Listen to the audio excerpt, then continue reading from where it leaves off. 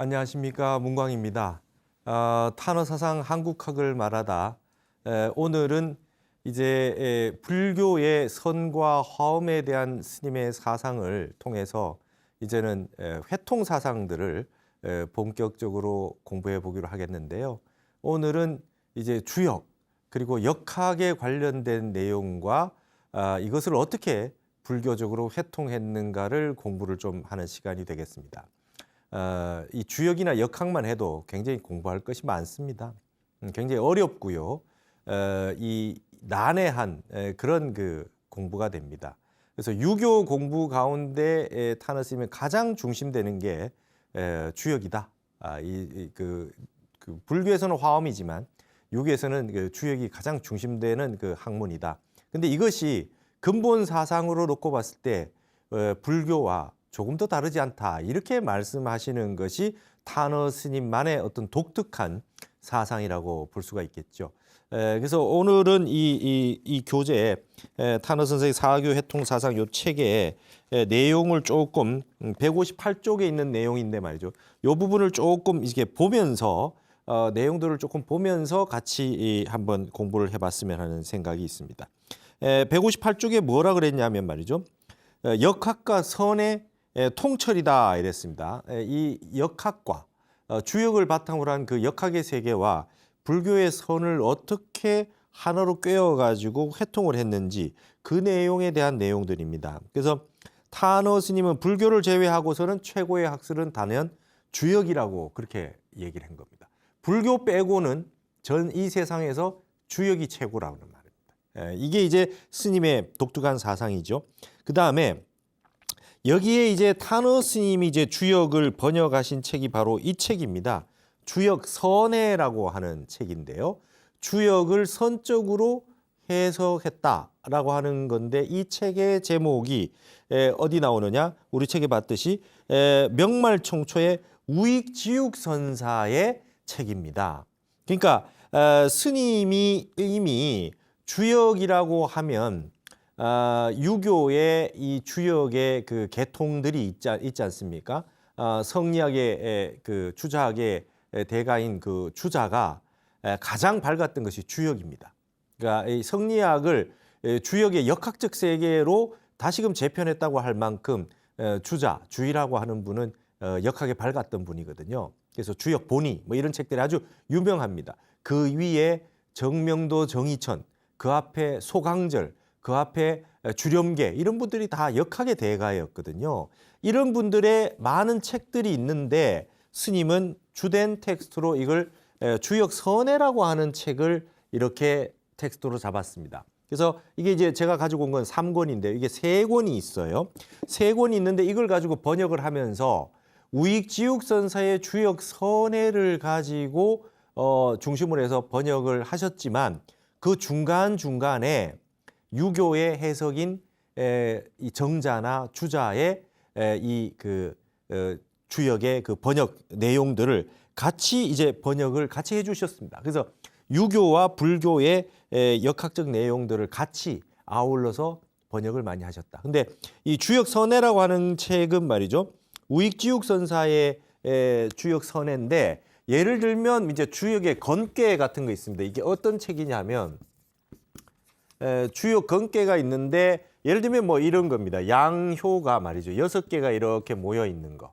그래서 이게 이제 구일이라고 하는 것부터 시작해서 이 쭉 올라가서 마지막까지 이렇게 주역은 이렇게 보는 거거든요. 앞에 양이 계속해서 되어 있는데 이게 이제 전부 다 용으로 보는 겁니다. 하나하나가 잠용 무룡이다. 잠겨 있는 용은 쓰이지 않는다 해서 우리가 뭐 대선 같은 게 잠용이라 쓸 때 이런 표현을 그렇게 쓰고 있지 않습니까? 이런 형태가 이제 전부 용이 나오는 건데 잠용이 물에 잠겨서 있다가 그다음에 슬그머니 혈용이 됩니다. 물 위로 슥 올라가서 말이죠. 혈용이 됐다가 여기서 조용하게 이 정지를 하고 있다가 여기에서 혹약재현 딱 이제 양용이 됩니다. 백두산 천지 같은 데 쓱 뛰어 올라갑니다. 그래서 딱 중간에 있다가 여기가 제일 중요합니다. 구호라고 하는 위치가 제일 중요합니다. 여기가 이제 흔히 말해서 비룡제천이다. 하늘로 날아간 용이 말이죠. 날아간 용이 하늘에 있다. 이게 비룡제천이거든요. 요 자리, 요 자리와 요 자리, 위에 상괴가 있고 하괴가 있는 이 가운데 자리가 가장 안정된 자리잖아요. 그래서 이거를 요 자리를 보내면 중정의 자리라 그럽니다. 중국의 대만의 장개석 호가 중정이죠. 이런 식으로 여기 이제 중앙에 있는 효가 중정인데 여기에 있는 자리 이게 바로 말이죠. 비룡제천입니다. 용이 하나의 용이 뜻을 이루면서 점점 시간이 지남에 따라서 올라가는 변화의 양상이 이제 건괴죠. 그래서 맨 위에 올라가면 어떻게 됩니까? 너무 올라가면 말이죠. 항용유에다 너무 올라가 있는 용은 말이죠. 후회가 있다 이 말이죠. 후회가 있다. 항용유해라. 윗자리에 상황의 자리에서는 너무 오래 있으면 안 된다. 정상에 가면 빨리 내려와야 된다. 이렇게 하면서 시간이 흐름에 따라서 인간이 어떻게 세상에서 처세를 하고 어떻게 할 거냐. 근데 모든 주역의 핵심은 말이죠. 이거를 다 이 얘기하면서 항상 군자이라는 말로 괴사나 효사에 많이 나와 있습니다. 이런 내용이 나왔을 때, 점을 쳤을 때, 이런 현상이 나타났을 때 어떻게 군자는 어떻게 처신해야 되고 어떻게 마음을 먹어야 되느냐 이게 중요한 겁니다. 그러니까 주역이라고 하는 이 텍스트는 원래 점치는 책이에요. 여러분 살다 보면 인생에서 수없이 많은 변화의 양상 가운데 선택을 해야 될 때가 있지요. 근데 도저히 내가 판단이 서지 않을 때는 점을 치는 마음이 생길 수도 있지 않습니까? 근데 이러한 괴가 건괴가 첫 번째 괴인데 이런 괴가 64괴가 있어요. 그래서 이 점을 쳐서 이런 이 시초점부터 해서 이게 점을 치면 이러한 양상들이 나옵니다. 거기에 따라서 똑같은 효가 나오고 괴가 나와도 이것을 어떻게 해석할 거냐가 중요한 겁니다. 소인배가 이것을 해석하면 삿되게 해석을 하고요. 군자가 이것을 해석하면 바르게 해석을 하게 되겠지요. 그래서 항상 군자학입니다. 이 점치는. 그래서 마지막에 이 역학을 공부를 많이 하고 나면 공자 말씀의 논어에 이런 말이 나오죠. 부점이이다. 점을 치지 아니할 뿐이 되는 거죠. 나중에 점을 말이죠. 역학을 많이 공부하게 되면 어떻게 되느냐. 점을 치지 않게 되는 거예요. 세상의 변화의 양상들을 많이 공부를 했기 때문에 이러한 상황 속에서는 어느 64개의 어느 양상에 내가 지금 어느 위치에 처해 있는가, 나의 현재 상황이 어떠한 건가를 본인이 알게 돼서 이럴 때는 내가 어떻게 행동하고 어떤 마음으로 어떻게 수행을 하면서 견뎌내야 되고 기다려야 되고 어떻게 생활해야 된다라고 하는 것이 나오기 때문에 공자 말씀이 점을 치지 아니할 뿐이다. 주역 공부 많이 하면 점을 안 치게 된다는 겁니다. 그래서 이것이 이제 주역의 굉장히 중요한 요소입니다. 그래서 용이 말이죠. 처음에는 이제 이 물속에 처음에 들어가서 저 바다에 같은 데 잠룡이 돼 가지고 아직까지 어리고 말이죠. 실력이 없으니까 지금 숨어서 실력을 길러야죠. 그래서 조금씩 나아가다가 마지막에 하늘에 오를 때는 비룡제천에서 한 번에 확 뛰어 올라야 된다. 그러나 너무 오래 올라가 있으면 후회가 있으니 빨리 자리를 물려주고 내려와야 된다. 그래야 후회가 없다. 이런 내용들을 쭉 설명하니까 여기에 건괴라고 하는 6개가 전부 다 뭡니까? 육룡이 됩니다. 육룡. 6마리의 용이죠. 그래서 용비어천가라고 하는 거는 해동 육룡이 날아서 일마다 천복이시니 하는 우리가 용비어천가를 배웠는데 태조 이성계라고 하는 임금이 왕위에 오를 때까지, 용은 임금 자리를 의미하지 않습니까? 비룡제천에서 이 왕이 될 때까지 그 앞에 있었던 6개의 단계가 있었잖아요. 그래서 이성계, 태조의 이 임금의 이전에 앞에 있었던 그 목조익조, 도조, 환조 해가지고 쭉 그 앞에 있었던 그 조상들로부터 어떻게 공덕을 쌓아서 왔느냐, 그걸 육룡에 비유한 겁니다. 이렇게 이루어지는 것이 주역인데요. 이 우익지육선사라고 하는 분은 대단한 명말청초의 큰 스님인데 주역 선해에서 이 설명 드리기 위해서 이걸 하는 겁니다. 주역 선해에서 이 건괴의 6효를 어떻게 보느냐? 여러분 놀라실 겁니다. 육바라밀로 봅니다. 이 6개를. 그러니까 잠룡에서부터 비룡에서 항룡으로 넘어가는 데까지를 이 단계를 말이죠. 보시, 지계, 인욕 이렇게 설명하는 거죠. 그래서 마지막에 여기 5번째가 말이죠. 비룡제천하는 자리가 뭡니까? 우리가 육바람에서 5번째 선정바람이래요. 세상의 모든 것을 이루는 건 선정이 이루는 거예요. 그러고 난 다음에 마지막 자기가 이룰 것을 다 이루고 최고의 자리에 올라갔을 때 자리를 물려주고 내려오는 게 뭡니까? 반야바람이래요. 이렇게 해석하는 게 지육선사의 육바라밀로, 육룡을 육바라밀로 해석을 하니 정치, 사회, 문화적인 방식인데 저것을 선적으로 해석한 게 되지 않습니까? 이렇게 64개를 다 해석했다 이 말입니다. 제가 이런 내용들을 전부 이것만 이 책만 가지고도 이게 주역 선해가 3권인데 타너 스님이 이걸 다 현토를 하고 번역을 하고 여기에다가 우익지육선사의 번역뿐만이 아니라 유교의 역학의 대가였던 주자를 비롯한 그분들의 주석까지 다 중요한 것들은 다 해놓으셨다는 거죠. 이 한 권의 책으로 주역은 다 공부할 수가 있게 된 거죠. 근데 스님이 이걸 왜 하셨느냐? 이걸 하신 목적이 있다는 겁니다. 세상의 변화하는 세계도 알아야 되지만 변화의 근본의 이치를 알아야 된다. 그래서 스님이 이걸 가지고 회통을 하기 시작합니다. 그래서 여기에서 타너 스님이 굉장히 이제 주역에서 제가 저도 출가하기 전에 유교 공부를 하고 전공이 이제 역학을 주역을 보지 않으면은 그 논문을 쓸 수 없는 그런 그 텍스트를 봤기 때문에 위진남북도의 그 유협의 문심조령이라는 텍스트를 제가 전공을 했었기 때문에 주역을 보지 않으면은 그 책을 볼 수 없는 그런 텍스트였는데요. 제가 주역을 다 보고 봤는데 타너 스님 같이 이렇게 멋진 그 해석을 해놓은 역학에 대해서 해석해 놓은 걸 볼 수가 없었습니다. 그래서 제가 너무나 감동적이었기 때문에 스님의 사상을 하나로 다시 여러분에게 꼭 말씀을 해드리고 싶었다 이 말입니다. 그래서 여러분 우리 책에 163쪽에 나오는 이 부분 타너 스님이 하셨던 말씀에 이 부분들을 한번 읽으면서 스님의 이 역학의 주역을 보셨던 역학의 세계를 보셨던 핵심을 좀 한번 여러분들이 아셨으면 좋겠습니다. 163쪽에 있는 부분을 한번 읽어보겠습니다. 성인이 이 세상에 나와서 말씀하신 것은 두 길뿐입니다. 이게 스님 이제 그 법문하신 CD에 있는 내용입니다. 하나는 생멸문이라는 것이고 하나는 환멸문입니다. 그러면 생멸문이라는 것은 이야기를 안 해도 우리 일체 중생이 1초 1분도 이 생각이 멈추지 않는 것입니다. 계속 생했다 멸했다 생했다 멸했다 하는 것을 말하죠. 이 생각이 멈추지 않기 때문에 일체의 마음법이 거기서 벌어지는 것이에요. 그게 생멸문입니다. 그러면 나면 죽는 것이 있고 죽으면 나는 것이 있기 때문에 그것을 생멸문이라는 것입니다. 그러면 성인이 가르치는 것은 무엇을 가르쳤느냐 하면 환멸문입니다. 환멸이라는 것은 본래 생각이 나온 구멍이 없는 정멸의 자리로 돌이키는 것, 그것을 환멸문이라고 합니다. 천지가 일어나기 전 우리 이 몸뚱이가 생기기 이전, 우리 이 한 생각이 일어나기 전이라면 여러분은 한번 생각해 보십시오. 그 자리가 어떻게 생겼는가 한번 생각해 보십시오.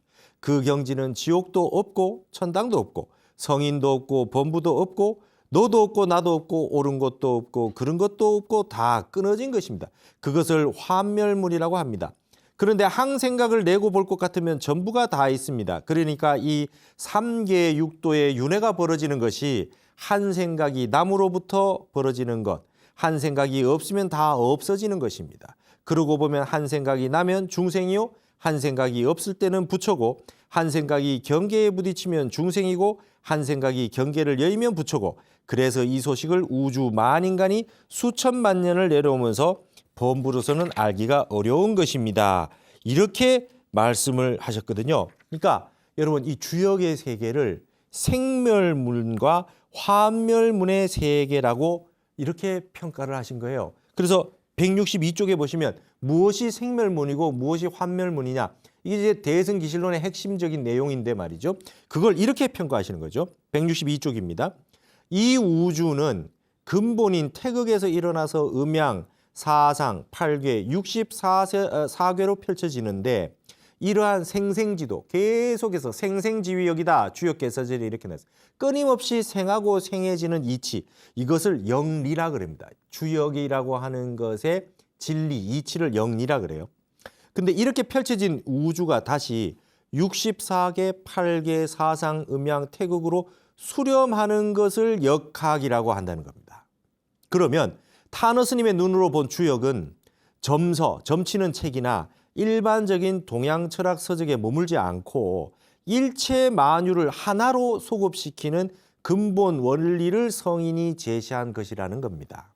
즉, 1만 가지 생각을 하나의 생각으로 집중시켜서 다시 생각이 끊어진 본래 면목 자리로 반본, 근본으로 돌이키는 수도, 도를 닦는 수도의 교본으로 파악하고 있다는 것입니다. 주역을 일심이 만유로 펼쳐졌다가 다시 근원으로 반본하는 수행과 관련된 텍스트로 해석했다는 것은 일반적인 주역 해석과는 달라서 낯설게 느껴질 수가 있을 겁니다. 이게 타너 스님의 핵심 역학 사상입니다. 자, 여기 한번 보십시오. 역학이 있고 영리가 있대요. 세상의 이치는 영리라 그러면 뭐죠? Principle of Change 아닙니까? 변화하는 이론입니다. 세상의 것은 어떻게 변화가 되느냐? 태초에 태극이 있어요. 태극이라고 하는 것이 있어서 이것이 그냥 음양이 됩니다. 그렇죠? 음양이라고 하는 양이가 됐다가 이것이 말이죠. 음양이 됐다가 이제 이 사상이 됩니다. 사상이 됐다가 이것이 8개가 되겠죠. 8개가 다시 64개가 됩니다. 여러분 토정 이지암 선생의 토정 비결은 뭡니까? 64개를 다시 64개로 또다시 곱한 겁니다. 그럼 엄청 많은 괴가 나오겠죠. 그걸 가지고 만들어 놓은 게 토정 비결이라는 거죠. 이게 영리의 세계입니다. 우주의 변화의 양상은 근본 자리에서, 이게 근본이잖아요.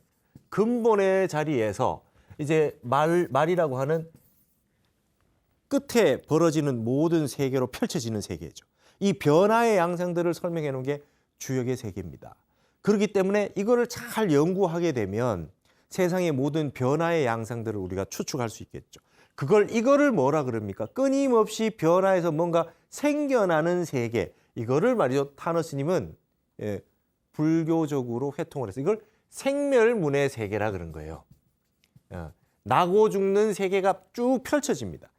그러면서 이거를 어떻게 우주의 물리학, 우주의 천문학, 모든 생물학, 과학 전부도 이걸로 설명할 수 있겠지만 타너 스님은 여기에다 뭘로 합니까? 일심의 변화로 보는 거죠. 한 생각이 일어나서 그 다음에 양이가 되고 사상이 되고 한 생각이 꼬리를 물고 말이죠. 쭉 생각이 이어지면서 온갖 생각들이 펼쳐지는 과정의 생물문의 세계가 영리의 세계와 같다. 이것을 분석해서 낱낱이 분석해 들어가면 수없이 많은 번뇌가 되겠지요. 88사가 되고 108번뇌가 되고 쭉 되고 이거를 분석하면 뭡니까? 유식학의 세계로 넘어가는 거죠. 근데 자, 이거를 말이죠. 이거를 다시 역학의 세계가 있다는 거예요. 타너 스님의 해석이 아주 멋진 게 이겁니다. 제가 이제 이런 부분에서 타너 스님의 그 책을 따라 읽기를 하면서 엄청나게 많은 근본의 핵심을 알게 된 것입니다. 역학이라고 하는 건 뭐냐? 세상에 있는 만유의 세계가 있다. 세상에 온갖 펼쳐진 만유의 세계. 이것을 다시 64개로 수렴하는 거죠. 64개는 다시 8개가 되고, 그렇죠? 8개가 다시 사상이 되고, 사상이 다시 뭡니까? 음양이 되고, 음양이 다시 뭐예요? 태극으로 수렴되죠. 세상의 모든 펼쳐진 세계를 점점 반대로 수렴에 들어가는 것을 역학의 세계라고 이렇게 얘기한 겁니다. 그렇게 되면 이걸 뭐라 그래요? 이걸 환멸문의 세계라 그래요. 생겨났던 것을 다시 없어지는 세계로, 정멸의 세계로 끌고 들어가는 것. 이게 기신론에서는 이걸 다른 말로 진여문이라 그러죠. 진여문이라 그래요. 역학의 세계는 이 두 가지다. 만유의 세계를 태극의 세계로 수렴하는 거다. 자, 그러면 세상에 펼쳐져 있는 이유를 많은 과학적 이유를 가지고 쭉 데이터를 하면 결국 쭉 나온 근본 원인을 찾을 수 있을 것 아닙니까? 그와 같이 우리의 마음에 일어난 현상들도 쭉 수렴해서 쭉 하면 한 생각 일어난 생각이 한 생각 일어나지 않은 생각으로부터 나온 무국의 태극에서부터 나오면 나중에 뭐가 됩니까? 무국이 되겠죠. 무국의 세계까지 수렴되겠죠. 요 무국의 세계라고 하는 것이 무심의 세계입니다. 불교에서 말하는. 이게 공의 세계가 되겠죠. 그다음에 태극의 세계라고 하는 것은 뭡니까? 일념이 지속된 삼매의 세계 되겠죠. 그래서 이 주역의 세계는 내아에게 펼쳐진 온갖 생멸문의 세계에서 점을 쳐서 이것을 할까 저것을 할까라고 하는 거에 핵심이 있는 것이 아니라 역의 학문이라고 하는 것은 역학이라고 하는 것은 환멸문이요 그다음에 진여문으로 들어가는 것이다. 그러니까 온갖 생각이 일어난 걸 하나로 집중하여서 들어가서 마음이 일어나기 이전 소식을 찾아 들어가서 공부하는 것을 밝혀준 것이 바로 역학이다. 그러니까 기존에 있는 모든 수없이 많은 수천 년의 이 역학의 세계에서 이와 같이 해석을 하는 걸 본 적이 있습니까, 여러분? 위대한 해석입니다. 예. 제가 깜짝 놀랐습니다. 그러면 주역이 갑자기 점치는 책에서 뭡니까? 수도의 책이 되는 거죠. 수도의 책이 돼요. 수행의 책이 됩니다. 이것을 일로 돌아가는 걸 태극으로 돌아간 이게 뭡니까? 결국 무엇을 하는 겁니까? 태극이 도가 된다는 겁니다. 그래서 타너 스님이 무슨 말씀하시냐? 태극을 안 것을 각이라고 한다 이렇게 얘기해요. 태극을 깨달은 걸 안다라 그런다 이게. 그러면 어떻게 돼요? 이 세상의 모든 사람은 말이죠. 각자가 일태극을 갖추고 있다. 각자가 일태극을 갖추고 있다. 이거는 역학에서 하는 얘기죠. 그러나 이 각자가 가지고 있는 이 태극이라고 하는 것은 전체가 통째로 일태극이다. 이거를 타너 스님이 말이죠. 각자가 하나하나 누구나에게 일태극을 가지고 있는데 우주 전체는 통째로 하나의 태극밖에 없다. 그럼 이걸 뭘로 해석하시면 되겠습니까? 불교적. 이건 법신이에요. 이건 법신이고 이건 뭡니까? 화신이죠. 일체 중생들이 가지고 있는 불성짜리로 보면 세상에 70억 인구가 있어도 한 사람밖에 없어요. 통째 일태극의 법신짜리는 하나밖에 없다. 원상 하나 그려놔도 되고 천하 뭐라 그래도 되고 이거를 법성, 자성, 불성이라 해도 되고 뭐라고 말을 해도 상관이 없어요. 근데 이거를 펼쳐놓으면 청강유수, 청강을이라 1000개의 강물에 달이 하나씩 다 떠있는 세계가 펼쳐져요. 이 화엄의 세계 아닙니까? 그래서 이 세상 모든 존재자들은 각각의 태극을 다 갖추고 있다. 근데 그 태극이 수렴하면 뭡니까? 궁극적인 일태극으로 우주가 하나로 수렴된다. 진리의 세계는 하나로 된다. 그래서 그걸 불교에서는 만법 귀일이라 그러고 유교에서는 말이죠. 일이관지라 그러고 노장에서는 득일이 만사필이다. 하나를 얻으면 만사가 해결된다. 이렇게 보신 거죠. 그래서 일태극이라고 하는 이 태극을 아는 것이 각이다. 이렇게 얘기했어요. 아주 멋진 해석입니다. 여러분 통일이란 말이 여기서 나온 거 아십니까? 통체 일태극에서 통일이라는 말이 어원이 여기서 나온 겁니다. 이게 이제 이 주역학에서 나온 겁니다. 근본의 내용을 전체적인 흩어져 있는 내용들을 하나로 수렴해 가지고 하나로 다 모여 있는 통합된 것을 통일이라고 하는데요. 이게 바로 주역 용어입니다. 그래서 이것을 그냥 흘러 그냥 들을 것이 아니라 이 내용들을 어떻게 우리가 수행의 시스템으로 가지고 오느냐라고 하는 것이 중요하다는 거죠. 그럼 자, 여러분 여기 보세요. 인간의 가장 난해한 부분이 뭐겠습니까? 이게 음양에서 자 만유에서 쭉 해서 환멸문으로 쭉 들어올 때 인간의 마지막 한계 상황이 무엇이겠습니까? 인간의 한계 상황. 음양의 세계를 어떻게 태극의 세계로 수렴할 수 있느냐, 환멸문의 세계로 수렴할 수 있느냐가 문제입니다. 요거를 음양으로 나누는 요거를 뭐라 그럽니까? 분별망상이라 그래요. 우리 불교에서 아상인상입니다. 이게 아상이에요. 주와 객을 나누고 능과 소를 나눠 가지고 내 거 남 거 나눠 놓고 내 거 챙기려고 하는 마음 가지는 게 이게 결국 음양의 세계입니다.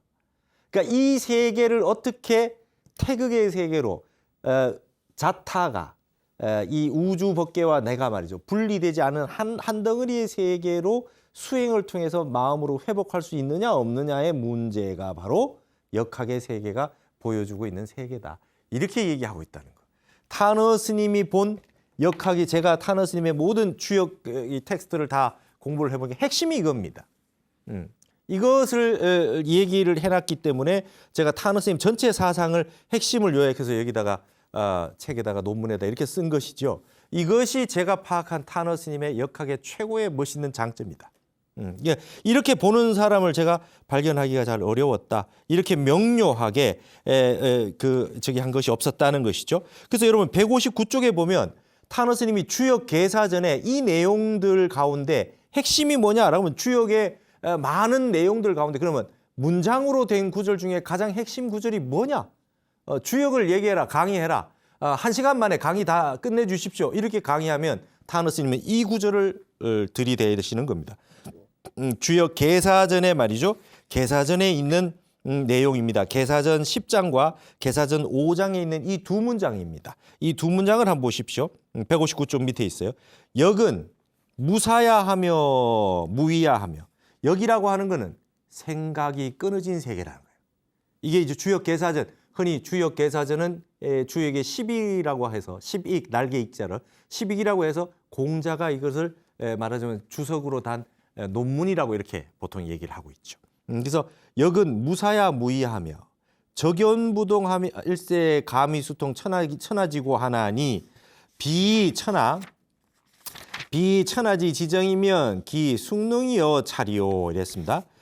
이 주역 계사제입니다. 역이라고 하는 것은 생각함이 없으며 자기함이 없어서 적연 고요해서 동치 않을 세, 움직이지 아니할 세.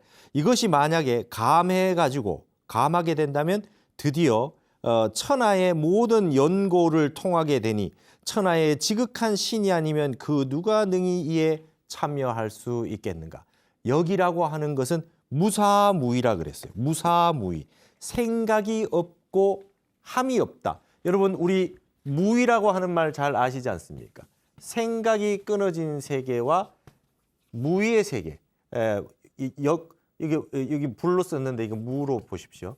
무사무위입니다. 역이라고 하는 것은 생각이 끊어지고 자귀함이 없는 세계다 그랬어요. 이게 역이라는 거예요.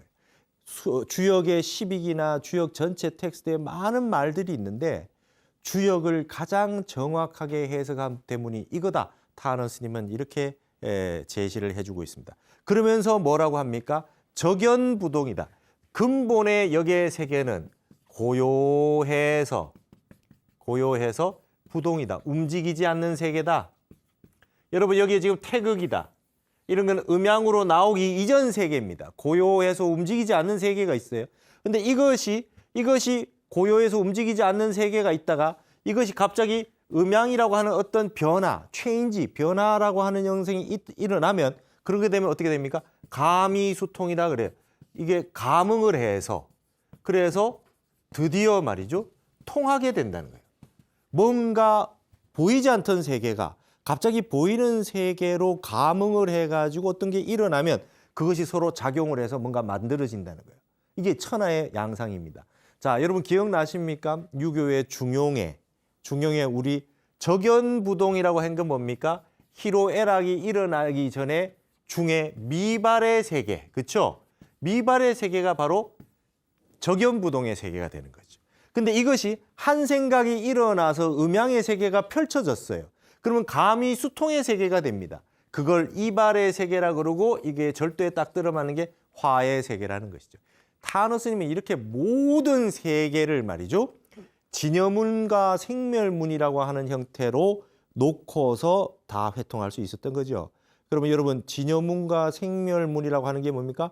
대승기실론에서 이것이 이 두 가지가 뭡니까? 역리와 역학을 다 회통하는 하나가 뭡니까? 이게 일심이문이라 그랬잖아요. 우리 불교에서는 이걸 일심이문의 기신론의 세계로 보는 거죠. 자, 그러면 1400년 이전에 우리나라에 위대한 원효대사가 나오셔가지고 세상의 모든 학문을 기신론의 일심이문으로 회통했던 우리의 역사의 한국 사상사에 원효와 같은 분이 이미 계셨다. 그거를 바탕으로 해서 쫙 봤을 때 근대의 타너 스님이 나와서 이 역학의 세계를 이와 같은 세계로 다 해석을 하셨다. 이건 그야말로 불교의 골수를 가지고서 세상의 모든 학문을 회통하고 있다는 것을 여러분이 여실히 보실 수 있게 된다는 것이죠. 이게 이제 주역에 나온 이 언구 중에 가장 핵심적인 언구 중에 하나가 계사전에 있는 이 말씀입니다. 그 다음에 160쪽에 보시면 또 이렇게 한 구절은 그다음 한 구절은 이겁니다. 자, 자왈 천하 하사하려리요. 천하 동기 수도요 일치백년이 천하 하사하려리요. 이랬습니다. 공자가 말씀하시기를 천하가 어찌 생각하고 어찌 생각하리요. 천하는 생각하는 법이 없어요. 우주 전체는. 그러니까 천하는 어디로 돌아갑니까? 동기수도. 돌아가는 것은 같으되 길은 다른 것이고 이 돌아가는 그 하나의 세계로 돌아가는 건 하나이되 생각은 100가지가 되니 천하가 무슨 생각이 있겠느냐 이랬습니다. 여러분 우주의 이치는 말이죠. 생각이 끊어진 세계라 그래요. 그런데 펼쳐지기 시작하면 100가지 생각으로 쭉 펼쳐진답니다. 근데 그것이 수도의 동기, 결국 마지막엔 하나로 다시 귀결된다는 것이죠. 펼쳐져서 만유가 형성됐다가도 결국 하나로 수렴돼요. 어디로? 태극으로 수렴되는 거죠. 여러분 이걸 아시면 주역도 공부를 실컷 해서 점만 치고 있고 어떻게 하면 길흉화복을 어떻게 누릴 수 있느냐가 아니라는 겁니다. 주역책의 목적은 펼쳐진 세계를 그 이치를 그 근본을 잘 보게 되면 영리라고 하는 걸 잘 보면 생각 끊어진 자리로 돌아가게 만들어주는 거라는 겁니다. 우리에게 펼쳐진 수없이 많은 변화의 양상들, 우리에게 벌어지는 끊임없이 1분 1초도 쉬지 않고 펼쳐지는 사태, 사건, 사고 등이 있지만 그것들은 현상적으로 영리의 세계로 저렇게 펼쳐져 있지만 우리가 그것을 보는 인간이 보는 방식은 성인들이 어떻게 가르쳐줬다? 예, 한 생각을 돌이켜서 생각 끊어진 자리로 쭉 돌아가서 볼 것 같으면 그 이치가 다 보이더라 이 말입니다. 나라고 하는 아상을 내려놓고 음양이라고 하는 양변의 분별심을 내려놓고 본다 하면은 근본 자리는 태극이더라. 그러니까 좋은 것도 좋은 게 있고 나쁜 게 있죠. 그럼 근본에 뭡니까? 같은 자리로 돌아오는 겁니다. 좋은 일이 있어 봤댔자 나쁜 일이 기다리고 있고 나쁜 일이 있으면 좋은 일이 오게 돼 있습니다. 자, 가장 나쁜 주역계에서 가장 나쁜 괴가 뭡니까? 가장 나쁜 괴가 나쁜 괴가 아니에요. 왜? 더 이상 나빠질 일이 없기 때문에. 주역에서 가장 좋은 괴가 있어요. 지천택괴 같은 게 좋은 괴입니다. 그러나 그 괴가 나오면 지금 당장 제일 좋다는 뜻이겠죠. 그러나 앞으로 더 좋을 일이 없어집니다. 더 좋을 일이 없어지니까 앞으로 나빠질 일이 온다는 것을 대비를 해야 된다. 이렇게 보는 것이죠. 이게 아주 주역의 역학에 아주 중요한 그런 내용이 됩니다. 그래서 음력으로 말이죠. 11월을 복월이라 그래요. 이 괴로 말할 때 이게 복괴가 있거든요. 지뢰복입니다. 지뢰복. 지뢰복이라는 괴가 있는데 이 괴는 말이죠. 밑에서 양요가 하나가 있고 전부 다 음요밖에 없어요.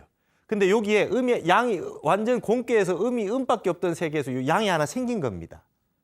이게 앞으로 생겼으니까 앞으로 점점 올라가면 좋은 일이 생겨나겠죠. 이게 음력 11월이에요. 음력 11월. 음력 11월이 가장 춥고 양기가 없는 그런 때거든요. 근데 음력 11월이 되면 사람들 좀 춥고 배고프고 옛날 같으면은 요즘이야 이 전기 보일러도 있고 많이 하지만 옛날에는 얼마나 춥고 배고프고 힘들었겠습니까? 근데 이러한 음력 11월을 말이죠. 복월이라 그랬어요. 오히려 가장 춥고 배고프고 어두운 세상을 양기가 생겨난 달로 보는 거죠. 양은 언제 생기느냐? 음력 11월에 생긴대요. 그래서 이거를 이제 선비들이 쓸 때 음력 11월 그러지 않고 복월이라 그런 거예요. 가장 어두운 시절, 가장 힘든 시절이 이제 밝은 태양이 시작되는 시절로 보는 겁니다. 이게 역학의 세계라는 거죠. 그래서 이런 식으로 마음을 먹게 만들어주는 이런 내용들을 정확하게 아는 것. 유교에서 가장 수승한 도리가 역학의 세계다. 타너 스님이 이와 같이 말씀하셨어요. 그러니까 이런 것들을 공부를 하다 보면 말이죠. 근본을 하나로 보는 겁니다. 자, 타너 스님은 역학의 대가라고 그랬어요.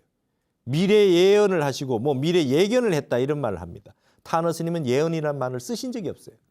나는 역학을 공부하는 사람이다 그랬어요. 역학을 통해 가지고 영리를 자세히 분석해 보면 앞으로 자연스럽게 세상이 어떻게 흘러갈 게 보인다는 겁니다. 그걸 어떻게 봐야 됩니까? 복잡한 정신으로는 볼 수가 없어요. 마음을 텅 비워서 환멸문의 세계로 생각을 하나의 일심으로 수렴해 가지고 집중을 해서 참선을 하게 되면 세상이 환하게 보인다는 겁니다. 예. 그러니까 이것이 어떤 다른 우리가 생각하는 다른 술수가 있는 것이 아니라 다른 그 도의 세계가 따로 펼쳐져 있다. 그래서 타너 스님이 가장 강조했던 말이 도라는 말과 술이라는 말을 구분합니다. 우리가 술수학이라 그러잖아요. 역학을 공부 많이 하고 주역을 공부해서 뭐 점치는 책부터 해서 별의별 책들이 다 있죠. 요즘 뭐 타로다 해서 많은 것이 있습니다. 근데 이걸 전부 다 수학의 세계라 그래요. 수학의 세계. 타너 스님이 이거에 대해서 잘 아셨습니다. 그러나 수학이라고 한 거와 도학이라고 하는 게 차이가 있답니다. 뭐냐? 수학이라고 하는 거는 많은 영리의 세계를 세상에 펼쳐지는 이 생멸문의 세계를 많이 연구를 하면 이 수학에 밝아진대요. 그렇게 해서 많이 공부하고 많이 쌓아서 아는 게 수학의 세계라면 도학의 세계는요. 이게 환멸문의 세계로 만유에서부터 1, 2로 태극으로 수렴해가지고 가는 역학을 많이 닦아서 생각이 끊어져서 도학에 가게 된다는 겁니다. 이건 도학은 뭐냐? 생각이 끊어져서 아는 것이 끊어져서 모르는 바가 없어지는 것을 도학이라 그래요. 수학은 아는 것을 쌓아가지고 많이 알아서 많이 알게 된 게 수학이고 도학은 아는 것이 끊어져 가지고 모르는 바가 없어지는 겁니다. 내 마음이 텅 비어가지고 거울처럼 환하게 되면 산이 오면 산이 비치고 물이 오면 물이 비치는 거지 산과 물을 낱낱이 따로따로 다 외우고 배우고 해서 알아지는 게 아니라는 것이죠. 그래서 스님은 이 수학의 세계를 도학의 세계로 어떻게 수렴할 거냐를 연구하는 것이 바로 역학의 세계요 우리 참선의 세계다 이렇게 말씀하셨어요. 그래서 스님이 출가하기 전에 역학 공부를 하실 때 소강절이라고 북송 오자의 소강절이라는 분이 있어요. 이분은 말이죠. 12만 9,600년을 보셨다 그래요. 12만 9,600년을 역학적으로 다 보신 분이에요. 아주 대단한 분입니다. 그걸 이제 이런 식으로 이치적으로 보는 거를 의리역학이라고 그러고요. 상징과 수의 그 신비로운 어떤 양상을 공부하는 걸 상수역학이라고 그러는데 상수역학이 아주 최고 대가였던 역대로 역학의 최고 대가라고 할 만한 분이 소강절이라는 분이었던 거예요. 그래서 이 역학을 공부할 때 선친께 아버지에게 부친께 여쭙다는 겁니다. 소강절이라는 분은 말이죠. 저 수학의 대가가 아닙니까? 저분의 공부를 우리가 해야 됩니까? 이렇게 물었다요. 근데 소강절이라는 분을 북송 오자로 치는 이유는 저 사람은 아는 것을 많이 쌓아서 아는 것이 아니라 아는 것이 끊어진 세계를 증득해서 저렇게 많이 알게 된 분이다. 이렇게 아버지에게 답을 들었답니다. 그래서 타너 스님은 이 주역선의 책의 번역에도 소자라고 해서 소강절의 주석도 적극적으로 쓰셨습니다. 자, 여러분 그래서 이거를 나중에도 나오겠지만 기독교의 전지전능이다라고 하는 말이 있잖아요. 전지전능이라고 하는 말이 하나하나 낱낱이 많이 알아서 아는 것이 아니다. 아는 것이 끊어져서 모르는 바가 없어지는 거다. 무소부지다. 아는 것이 끊어져서 무소부지하게 된 걸 전지전능이라고 그랬다. 그럼 부처님은 어떻게 되신 분이냐? 최고의 멸진정의 선정에 들어서 모르는 바가 없어진 분이다. 이걸 알아야 된다. 이렇게 말씀하셨죠. 그래서 여러분 이게 뭐가 많이 아는 것을 쌓아가지고 영리적으로 많이 아는 것에 힘쓰지 말고 생각이 끊어진 자리를 증득해라. 이렇게 이제 스님이 말씀하셨죠. 여러분 우리 부처님의 열의 시포 가운데 선서 세간해라고 하는 게 있는 거 아시죠, 여러분? 세간해라고 있어요. 예. 부처님의 열의 시포 가운데 온 세상에 있는 일을 환하게 다 아신다라고 하는 부분이 있어요. 전생도 자타카라든지 본생담에 보시면 전생도 다 아시고 다 아신다. 아는 게 많은 게 수학으로 아시는 게 아니다는 거예요. 부처님은. 아는 것이 끊어져서 무심을 증득해서 구경에 이 생각 끊어진 자리를 증득하셔가지고 모르는 바가 없어지셔서 환하게 아신 거다.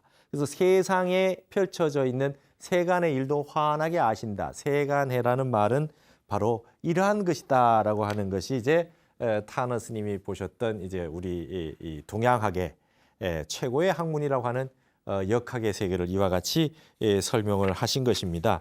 그래서 이런 내용들은 그야말로 동양을 같이 공부하고 있더라도 저 하늘에서 말이죠. 역학의 세계를 환하게 꿰뚫어 봐서 이 불교와 다 꿰뚫어서 보신 거 아닙니까? 그러니까 이게 주역과 선으로 해통하신 거죠. 생각 끊어진 자리, 일심의 자리, 무심의 자리로 회통한 거기 때문에 이걸 선과 역학의 회통이다. 이렇게 이야기할 수 있다는 것이죠. 그래서 여러분 이제는 조금 더 우리가 아셔야 되겠습니다. 우리나라의 국기가 태극기입니다. 우리나라 국기처럼 어려운 국기가 없어요. 전 세계의 국기 중에 가장 어려운 국기가 건공감리 사상이 있고 그 속에 음양이 있으면서 그게 태극으로 되어 있는 이게 우리나라 국기입니다. 한국인들은 뭐 해야 되겠습니까? 영리의 세계를 알 뿐만 아니라 역학의 세계를 환하게 깨치는 국민이 되는 게 우리 한국 국민들이 나아가야 될 일이다. 그러니까 이 역학의 세계에 이것이 단순히 유교가 아니다는 겁니다. 불교도 꼭 그와 같다. 세상의 모든 것은 결국 마지막 선택 상황에 됐을 때 두 개 중에 하나를 선택하는 겁니다. 둘 중에 하나를 선택해서 어디를 갈 거냐 선택을 하고 이 하나가 선택이 되면 이걸 할 거냐 말 거냐 또다시 선택을 하게 되죠. 결국 마지막 선택은 궁극적인 선택의 시간이 왔을 때 어떻게 해야 되느냐. 생각을 비우고 참선을 해서 마음을 환하게 비추어 봐서 거기서 여러분이 선택을 하시면 된다. 공자는 부점이이다 그래서 점칠 필요가 없다. 내 마음을 환하게 비워서 마음을 공한 이치로 돌렸을 때 그때 나타나는 판단을 여러분들은 지혜라고 합니다. 그것을 증득해야 된다. 그것을 가지고 세상을 환하게 볼 수 있는 지혜를 갖춰야 된다는 것이 타너 스님의 이제 역학의 이치였다라는 겁니다. 자, 오늘은 이제 타너 스님의 역학의 기본을 공부를 했습니다. 다음 시간에는 이 주렴계의 태극도설이라고 하는 게 있는데 이걸 말이죠. 조동종의 조동오위와 비교하신 게 있어요. 이 내용 가지고 다음 시간은 조금 더 어려운 내용이지만 여러분들이 거의 보신 분이 없으리라 봅니다. 주렴계의 태극도설과 이 불교의 조동종의 조동오위를 비교한 내용을 통해서 역학을 조금 더 깊게 들어가 보는 시간을 갖도록 하겠습니다. 여러분 어떻습니까? 타너 스님의 이 회통 사상이라고 하는 것이 이와 같이 보고 있는 건 저는 중국에 있는 많은 사상가들의 역학책을 봤지만 보지 못했습니다. 과연 한국학의 새로운 지평이라고 할 만하지 않겠습니까? 저는 이런 내용들을 우리 국민들이 다 아셔가지고 태극기의 나라인 한국인들이 마음을 수렴해서 환멸문으로 일심으로 회통하는 참선을 하시는 대로 주역을 보더라도 참선을 하시는 길로 접어들었으면 좋겠다. 저는 이렇게 생각하는데 여러분은 어떠신지 모르겠습니다. 다음 시간에 이어서 역학의 세계를 좀 더 보도록 하겠습니다. 이상으로 마치겠습니다. 감사합니다.